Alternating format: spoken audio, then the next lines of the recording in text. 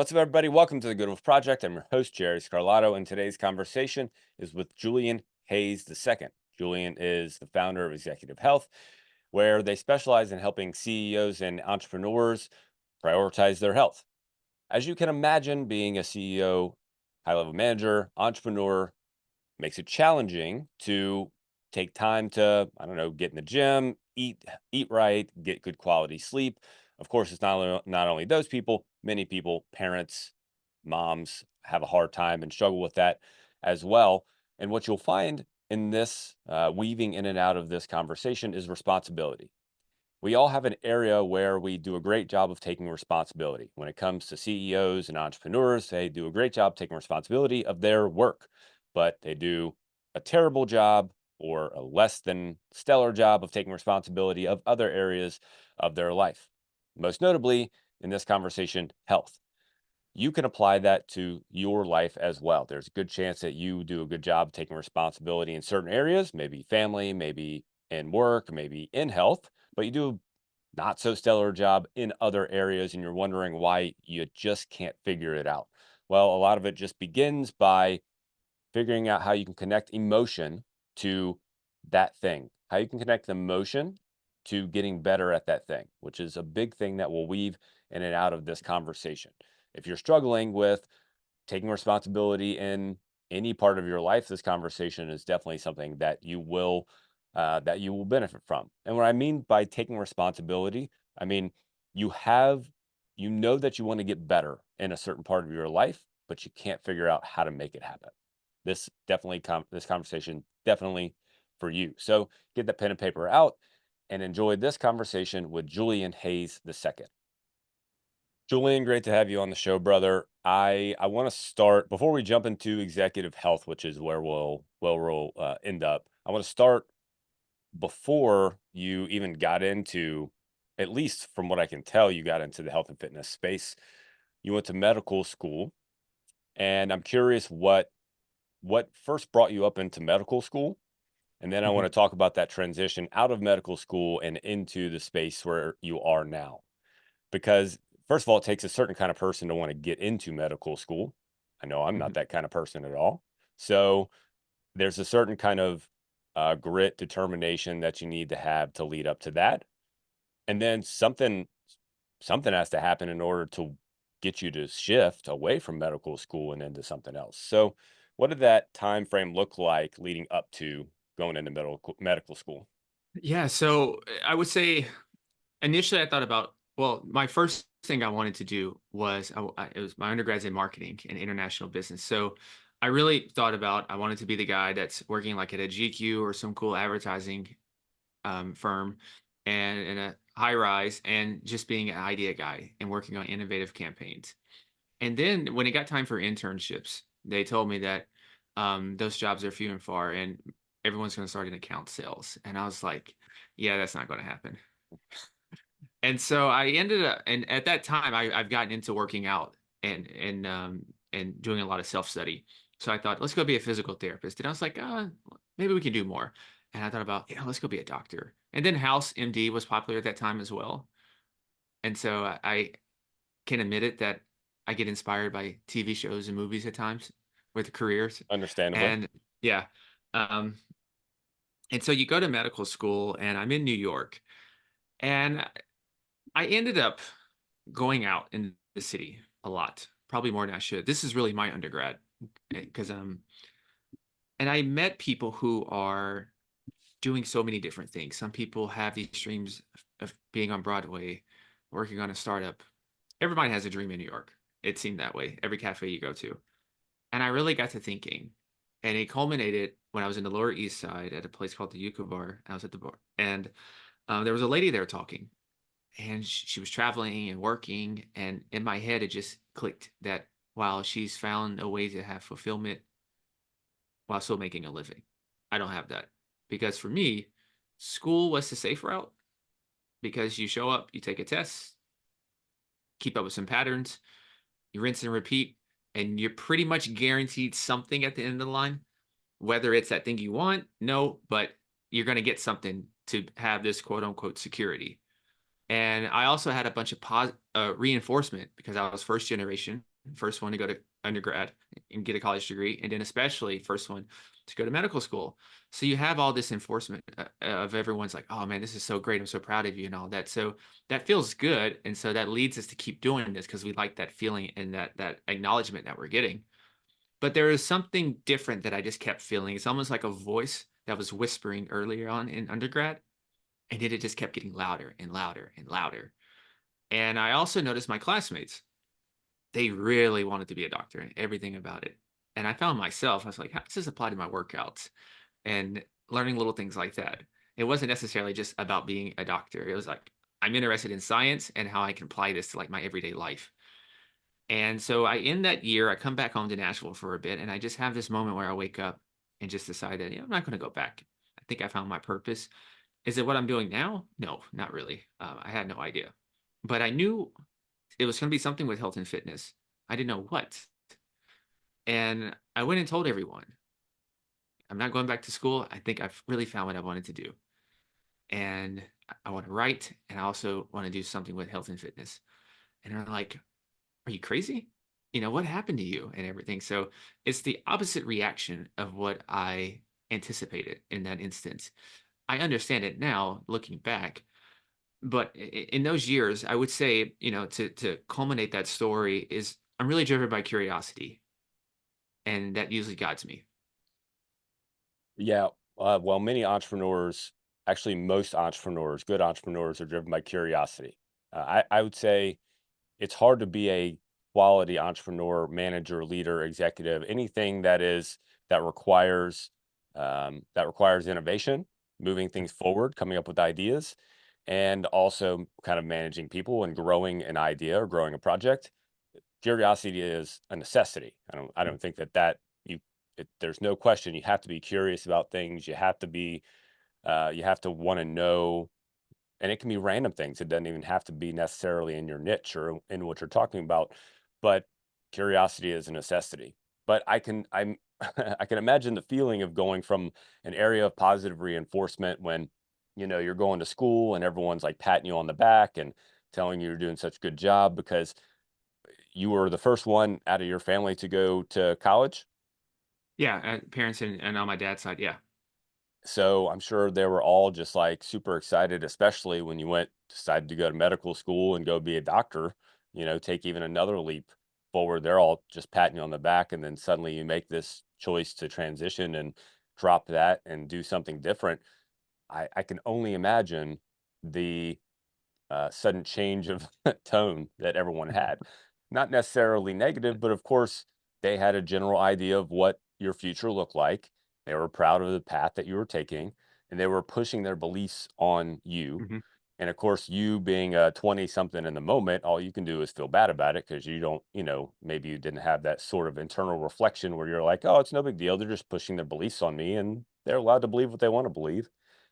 How did you let yourself kind of work through those, because it's hard when your family's kind of like giving you negative feedback and telling you should be doing different things and you need to stick with it. So, did you find yourself having to work through that situation? It was really, it's not the best answer, but usually time heals everything. It just has to go through there. But and also I think about this a lot as kind of our life being like TV shows, and you have these different characters that come in your life. In different seasons, some of those characters are gone and new ones come in, and that's essentially for me is I started to have different people in my life show up at the right time. Uh, and that gave me some perspective and guidance. I also started to listen to books, different entrepreneurs, different people who lived a quote unquote more unconventional life. And it just, I almost thought of this as this is just my own journey and this is just part of the process. And then I also got understanding that to a lot of people, what they saw was there's so much uncertainty. Whereas if I went down this other route, that's safety, that's security, and that's comfort. And most of us are driven by those things. Whereas for me, I'm okay with uncertainty because I always thought with high risk comes high reward, and I've always been one to go down there, and I like that. And so I really just got understanding. So I guess you could say empathy and really learning the skill of seeing the world through other people's eyes, which is really valuable in today's times, of trying to see the world through other people's eyes, even if you vehemently disagree with them. Yeah, I would second that through and through.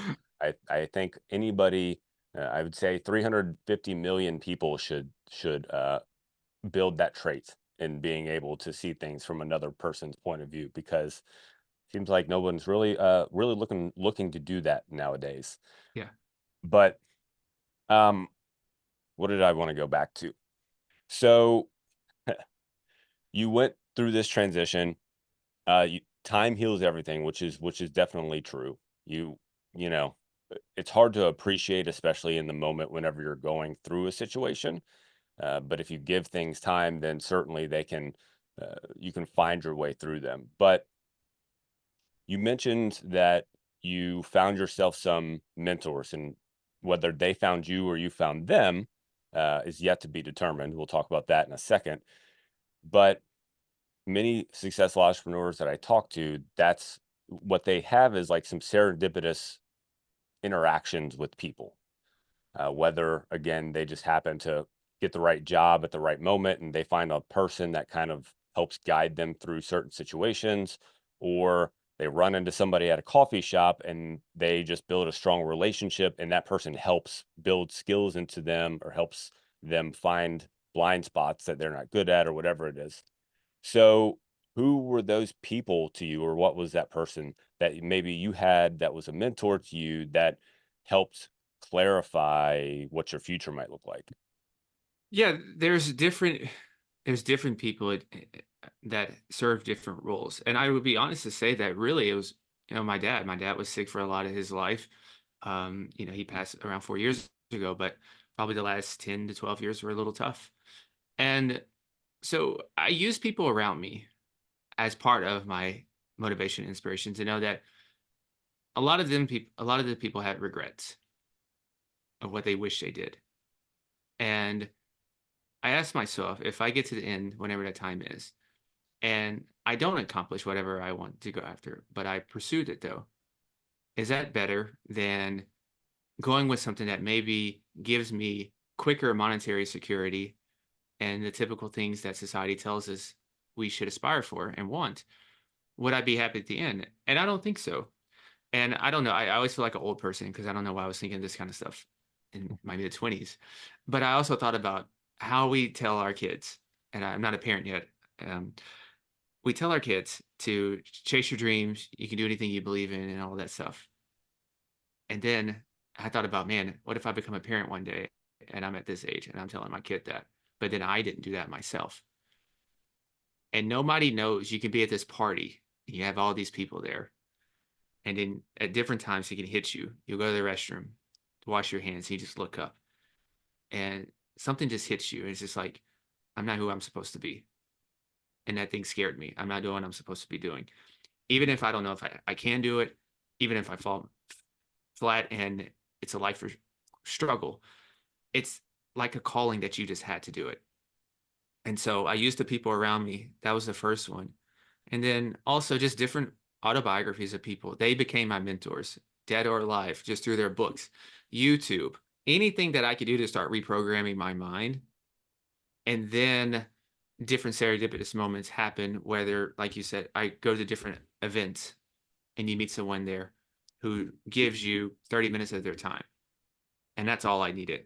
Because for me, all I need to do is see just one person do it, just one person. And if that were one person can do it, especially, I just went to the Bitcoin conference. And the thing about that, and I saw some younger kids there, which is awesome. We underestimate exposure and just what that does to really take this person off a pedestal that has all these accolades and everything and see that they're just a regular person, and to hear what they had to go through and to realize that our stories are unique, but we all have to go through this. And that's invaluable for me. And so I got those types of things, and that's all I really needed. Now it's not fun to go through those things, but you understand it's a part of the journey and you can't skip that. It- all these people that we looked at beforehand, they went through the same thing. So it's almost like a rite of passage. Yeah, the funny thing about to go back a couple steps, the difference between what people think is safe, getting a career, going to school, getting a career, staying on a path, doing the same thing for a period of time, which feels safe to most people, gathering a paycheck, and entrepreneurship. The big difference is just the knowledge to know how to do it. Mhm. From what I've figured out. And that comes with investing, that comes with being an entrepreneur, that comes with growing a business. When it comes to investing, it's the exact same idea. The reason that people think that investing is risky is because they don't know anything about investing. Right. Real estate, stock market, Bitcoin, if you don't know anything about them, then of course it's risky to you. Entrepreneurship's the same way. What people don't recognize is that entrepreneurship almost has a level of certainty to it if you're willing to stick with it. The problem Mm. is most people aren't willing to stick with it. Most people aren't willing to just grind through and keep going because they want this linear growth Mm. instead of the understanding that true wealth happens in bumps, fits and starts. It's up and then down and then across and then maybe down again and then like a skyrocket up and then maybe back down and so on. But people want this linear movement into, of growth. And because they're not willing to be uncomfortable for some periods of time, they're not willing to do that. I would argue, like I said, entrepreneurship has a level of certainty to it. You just got to be willing to just do it, to just show up, to just keep going. Absolutely, because a lot of times there's a lot of things are an illusion, and that's kind of what I come to realize that because one false event with the economy, and depending on the corporation and everything, and depending on the level that you're at, you're probably, might have to they might have to let you go, especially if it's like I need to I want to improve quarter earnings are coming up. How can we improve and show some good earnings? Well, maybe we can let a lot of people go, and that's going to help the overall bottom line, and then we can show, and then we're making shareholders happy then. And so, and I saw that during the 2008 crash, that my parents were very hard workers. Dad was a truck driver, mom was a factory worker, and when that time came, the factory went overseas, and dad lost his job as well. And that taught me a lesson that it's good to work hard, but there's also other things at play as well. And I think a lot of blue collar people have to learn that. And I think that's one of the differences, that it's hard work, yes, but there's so many other different intangibles that is needed as well. And it seems with entrepreneurship, and I consider myself an adolescent because there's so many things I'm learning more about now than I did, because I probably had a reliance on just thinking that talent solves everything and knowing things, when there's so many other soft skills, sales skills, operational skills. Um, and this is the best personal development there is, to be an entrepreneur. Um, whatever your insecurities are, it seems, and you might agree with this. It seems that whatever insecurities that you have will come up and show itself somehow through entrepreneurship, whether that's afraid to put yourself out there. And so it's a very interesting thing. But the thing is, and what I've seen with others who are a little more advanced than me, is that at some point it's my effort and my success, it all comes down to me. So I at least have that control. Whereas a lot of other things, if we're looking at like a pie chart, I don't have most things under my control. Then there's a lot of other people who can kind of dictate the course of my career and trajectory. Whereas with entrepreneurship, it's risky on the surface but over time, like you said, there's more in your control. You can control your effort. You can control the choices, things that you're going to make from a financial, organizational, entire operational standpoint. Yeah, it just depends on what you focus on, Mhm. right? If you focus on the things that you can't control, then you think that entrepreneurship, owning a business, making the next level up in the organization is risky because those things you can't control. You can't control what the economy is going to do. You can't control who gets elected president. You can't control whatever else happens. If some random disaster happens that tears apart a blows through, Katrina comes and Mhm. has another thing and has a big uh, effects in an economy, you can't control that. What you can control is what you do with it. And that's where the hard work comes in. And that's the big difference between manual hard work and mental hard work. Mhm. Entrepreneurship and wealth in general are built in mental hard work. It's built in problem solving. It's built in, like you said, building the soft skills that many people don't, a lot of people in society don't put as much, don't lean on as much because it doesn't look tangible. It doesn't, you don't see it from the outside necessarily create something, but everything on this earth has been created by an entrepreneur. Almost everything, especially in the United States, has been created by an entrepreneur in some way, shape, or form. So you have to be able to use your mind to see that. And it's funny that you bring that up. Actually, the podcast I just recorded Tuesday um, had the exact same conversation just about the girl I was talking to. She started a school called the Schoolhouse up in New York. Mhm. Created her own curriculum for the school and everything. Fantastic. She's a brilliant girl, and every year in January they make all their students start a business. She's Oh, like, wow. it has been shown throughout. I think they've been open for 5 or 6 years. She's like, that's one of the best ways that they start to develop more skills than anything else is through running the business.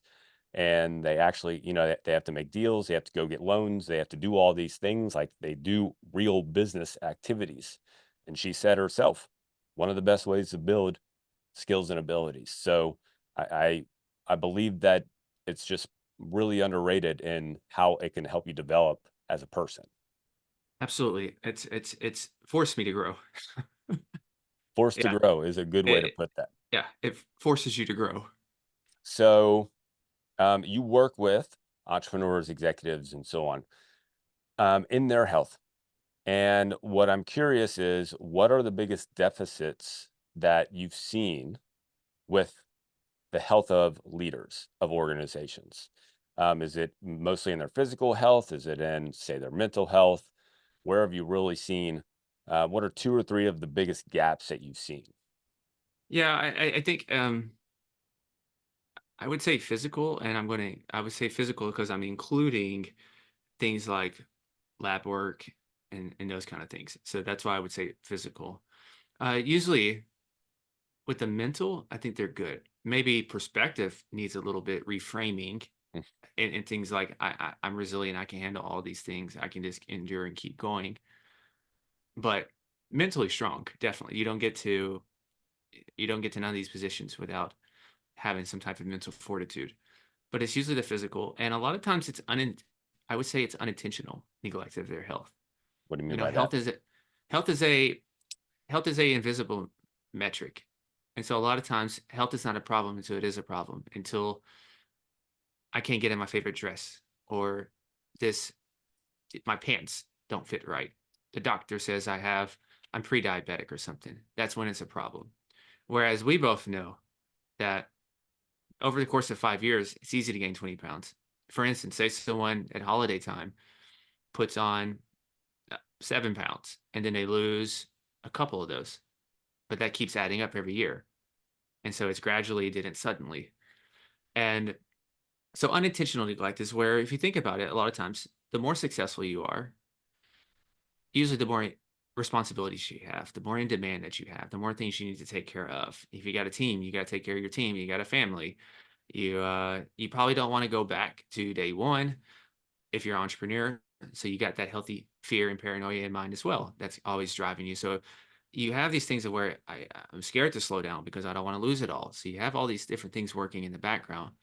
And so your health just unintentionally slides to the end. So it's different than being what you would say is a couch potato. Whereas I need to encourage you just to move every day. That's not the issue here. I just need you to rearrange some of your priorities, to think about your health as a corporation, to think about your health as your business.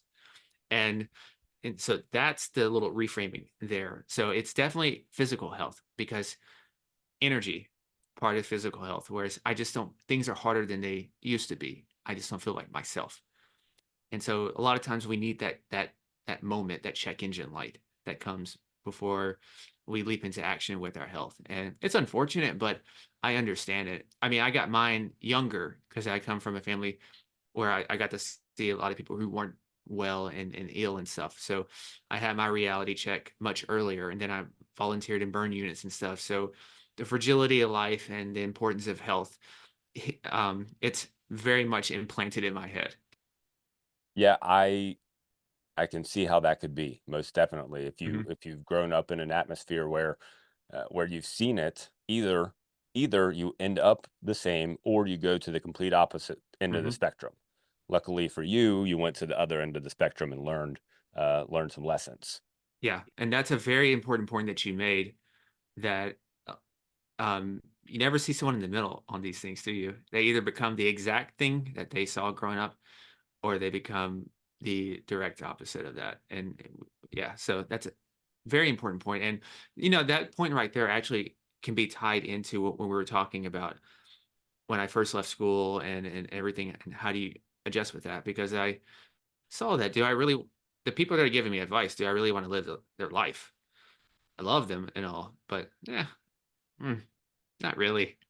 So Yeah, that's I'm incredible because many people, adults, don't think that way. yeah. So the fact that you were able to have that thought at a young age is incredible. Yeah, I don't know, maybe when I was a little boy, I got to grow up with my grandparents when my parents dropped me off to go work. And so my grandfather was a preacher, and so people will always come over every day and just talk different problems and everything. And so I'm just like a fly on the window or something. And so everybody has problems is pretty much what I came to, that everybody's going through something. Everybody. And so that's one reason why people can have their opinions. It's whatever, but you know, it's probably for a reason. Yeah, no doubt. What have you learned any mental fortitude s- tricks, strategies, or anything like that from working with people? You mentioned specifically, and again, I agree. I'll go ahead and agree totally on the physical part as well. Mhm. Again, owning a fitness studio for 10 years, my health deteriorated owning the fitness studio because I didn't pay as much attention to my health. Not that I didn't at all. I still trained regularly, but my training wasn't as intense and it was less frequent and I would take it less seriously at times. So I again totally get that. But from the mental standpoint, certainly you have to be more mentally resilient. So have you learned any strategies or have you picked up on anything working with people Mhm. who have this level of mental fortitude? Keep your word to yourself. Keep your word to yourself. And um, it's almost like when you don't keep your word to yourself, there's something subconsciously or something that I haven't fully grasped yet, but you just kind of like lose belief and self-esteem in yourself. And that's makes sense so much. So keeping your word to yourself, because we can say work hard and discipline and all that, but whatever you say you're going to do, just do it. Whatever you say you're going to complete, just complete it, right? And so for me, I was a chronic person who abandoned ships very quickly, very quick. uh Relationships, people, and everything, the first sign of any like tension, I'm out. It's not meant to be. So I have no problems admitting I was probably a little mentally soft. I have no problems. I was very mentally soft. No offense to people in the academia world, but academia is a little soft. Um, there's a lot more theory in, as you get up in degrees and stuff like that. So now if someone's listening to this and they got a bunch of degrees and they're like, that's not me, you're probably an outlier. But and so, I needed to work on that grit, or as my dad said, get that dog in you. And so it's really just summing all that up, keeping your word to yourself, because it's tied to your self-esteem, it's tied to your self-worth, and tied to your belief. And as an entrepreneur, or even as someone who's rising through corporate or any type of thing, or wants your dream relationship, a lot of it comes down to belief and self-esteem and how you see yourself. Because if you don't see yourself in a high enough light, then you're not going to even open your mouth to go ask for that thing that you want. That's good. Um, It's interesting what you say about academics because my view is very similar. Again, as apparently all the things that's come out of your mouth, my view is very similar. But um, but I think it's because there is no application. Yeah.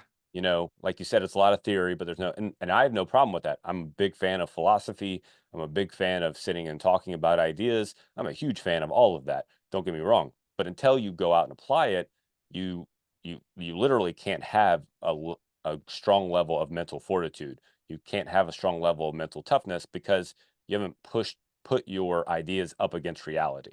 You Mhm. haven't tested them against reality, whether that's reality of other people, whether that's reality is whether or not they're going to work.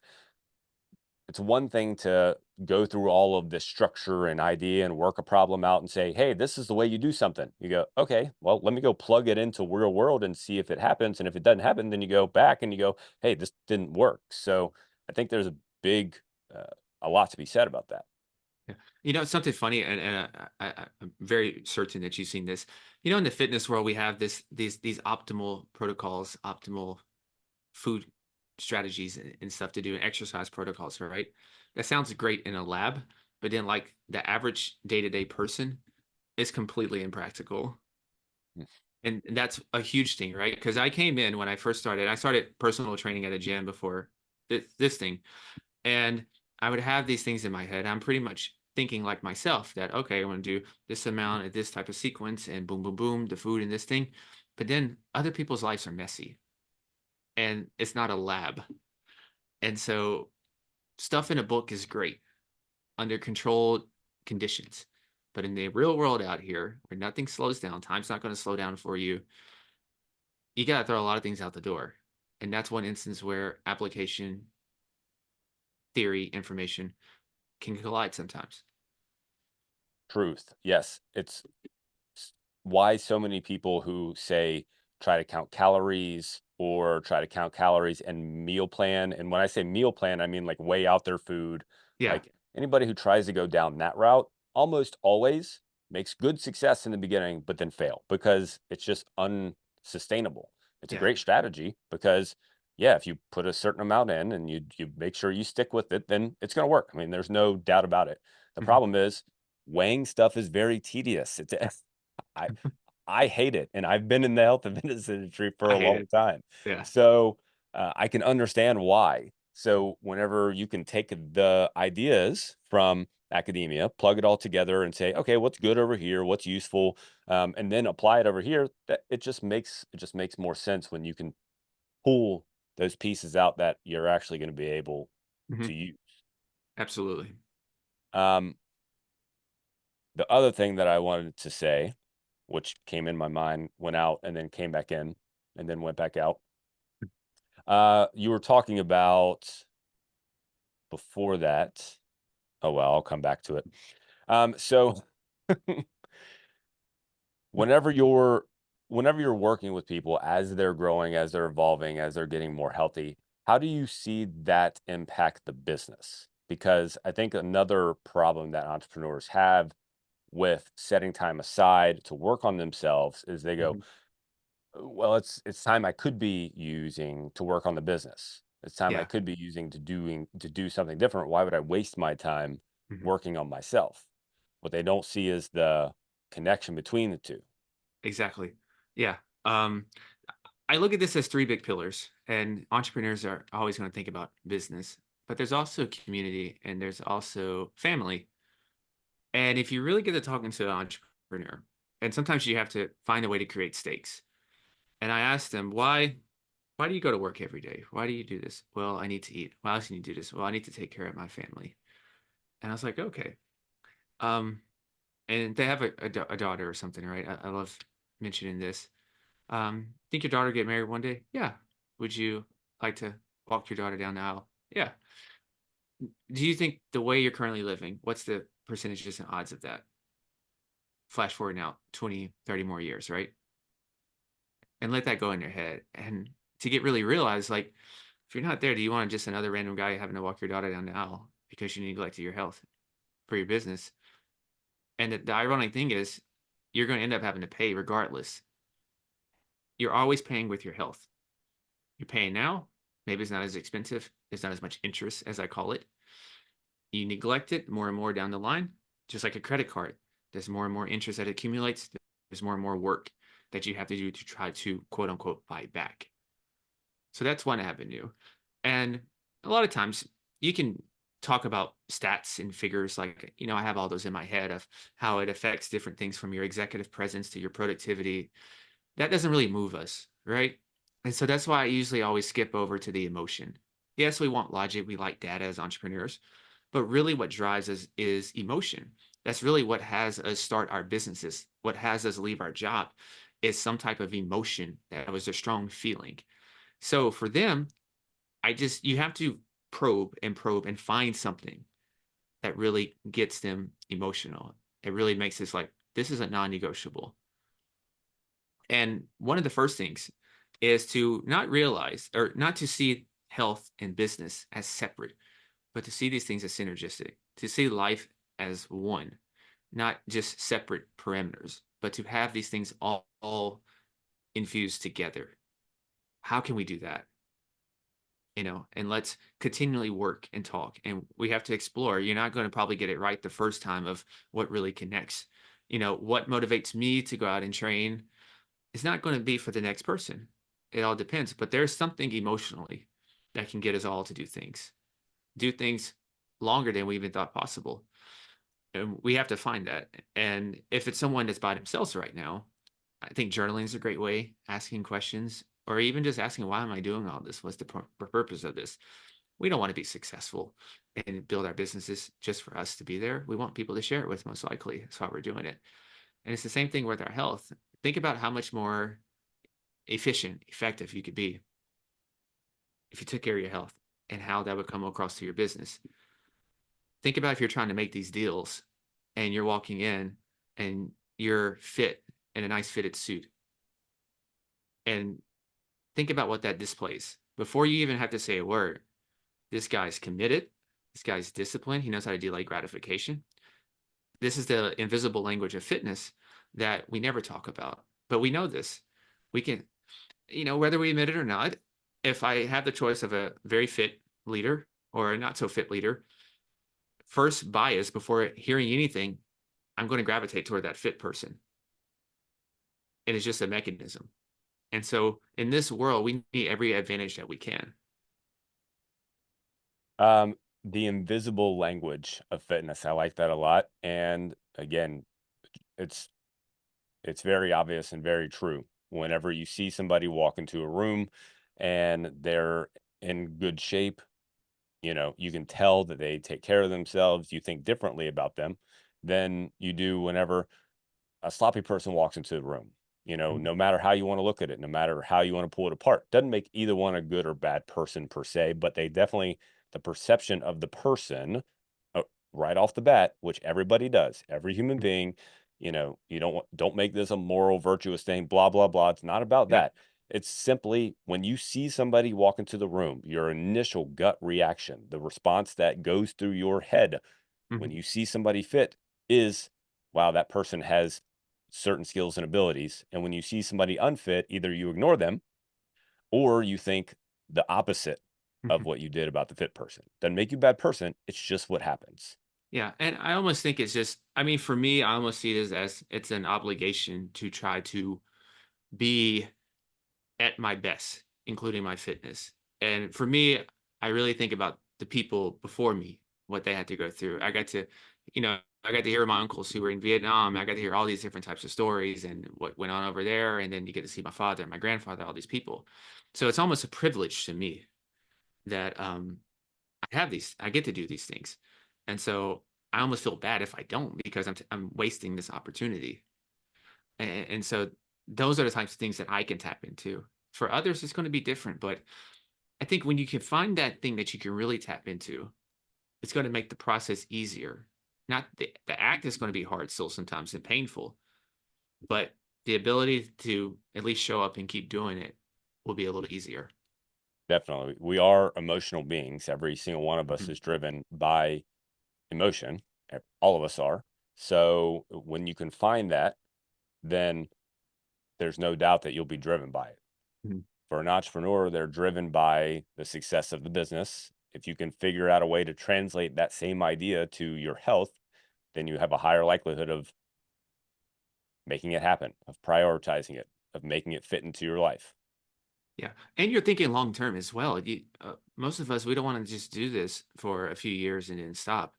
And so we don't want our health to be the bottleneck. We don't, our leadership skill and ability with family, community, and business. We don't want to be the bottleneck to that potential. Well, and you're ironically, you're always going to be the bottleneck. Your Hmm. health is going to be the bottleneck. Your mental barriers are going to be the bottleneck. And since for an entrepreneur, the mental barriers, I don't want to say that that's the easier part, but because entrepreneurs kind of start off mentally in a different space than many other people, Hmm. that's maybe not the place that they need to focus because it's the physical health that deteriorates first. And if your physical health deteriorates and suddenly you have a hard time functioning, moving around independently or whatever it is, or you have to be going to the doctors often or what spending time doing other things, then that your physical health is what's keeping not only you from enjoying your life, but also the business from progressing. Yeah, and I also tend to think of exercising as when you're training your body, you're also training your mind. That my creativity, a lot of times, if I have problems or I'm thinking of new ideas, they come to me when I'm either running or lifting or boxing. And also, it's a mood stabilizer. I cannot tell you that the amount of days that where I've been either in a bad mood or just a little out of it, maybe even a little frustrated and down. And just the simple act of a workout, what it can do in terms of your whole outlook. It's almost like it's the whole lens have changed and everything. And I'm a better person to be around a lot of times because we do wear, the difference between like one of my friends who just has a job, he can go in, go out, and he's like, that's all I want. I just want to be like a fifth or sixth person on the team, and that's it. I'm going to be very good at that. But when I'm done with work, I'm done with work. Whereas with you, it follows you everywhere you go. And so, as we know, that can affect our mood at times. That we can be somewhere, but we're not really there. And so, a lot of times with exercising, it kind of helps almost like exfoliate kind of that yuckiness from the day off to where I can be more present for everyone else. That's good. And I want to expand on that idea of responsibility that you said as well, because ironically, entrepreneurs, leaders in general, managers, executives, all of that. I would also put house leaders, wives, and things like that that take control of a house and lead a home. Mhm. They they take responsibility of a certain area of life, and they do a great job of that area. But what you're missing is the responsibility that you're not taking on yourself. Mm. And without taking that responsibility seriously, then it is also having an impact on those other areas. That responsibility is a very serious it's a very serious idea, and it's worth recognizing it and seeing it throughout your whole life, not just Mhm. one particular part of your life. Because I think all of us are decent or good at taking responsibility for at least one part of our life, right? Whether that is career, whether that is family, whether that is health. But unless you line them up, then that fulfillment that you want, the continued growth and success that you want is likely to deteriorate eventually. Absolutely. That is, um, you see it. You see it a lot of times, and I see this with women a lot of times that they pour into everyone, everyone, and then there's nothing left for themselves at the end, and then eventually. But then I just think about how much more you can pour into people if you first put your essentially if you put your oxygen mask on first. Mm, And so sometimes this is where you almost have to encourage some people to be strategically selfish. A lot of people don't like the word be selfish. So I just add like be intentionally or strategically, sorry, strategically selfish in that regard. And that lessens the impact of that word that sometimes people feel with that. that's good. Strategically selfish. So, What are outside of exercise? Because I think that we can both agree that exercise is one of the biggest, if not the biggest, kind of bang for your buck thing that you can do. What are some other things that you've seen help nudge people to gaining control of their health or to having an impact? Yeah, creating almost you can think of it as a code of conduct, um, standards, principles that you're going to abide by, commitments that you're going to abide by. The same way when you think about your company, you have a mission statement, you have a vision for it. Um, you know why you're doing this, you know where you're going, and you have what we stand for, these ideas. And so let's do the same thing with our health in terms of crafting this out vision. Because if you ask someone, what do you want to be doing 40, 50 years? They're just like, I just want to, a lot of times people will say, I just want to feel good. And that's not too inspiring. What if it's like, I enjoy snowboarding. I want to keep snowboarding, or I want to keep mountain biking, or whatever. Awesome. Now you can see yourself at 85 still on the slopes. And let's come back 40 years into the 40. Let's go back 40 years. And now we're in the present. What do we need to do to start building that type of life to where you allow yourself to do that, to be on the slopes, to be an active participant with your grandchildren, not just seeing them, as some people say, I just want to see my grandkids and maybe my great grandkids. But no, how cooler is it to participate and be able to play with them? That's a whole different level. It's a whole different feeling right there. So once again, it's the same aspects as when we start a business. We get our emotions involved. We remind ourselves why we're doing it. We get this vision of where we're going. The same thing with your health to build that infrastructure. And then something that's much more tactical and granular is to give yourself a health audit.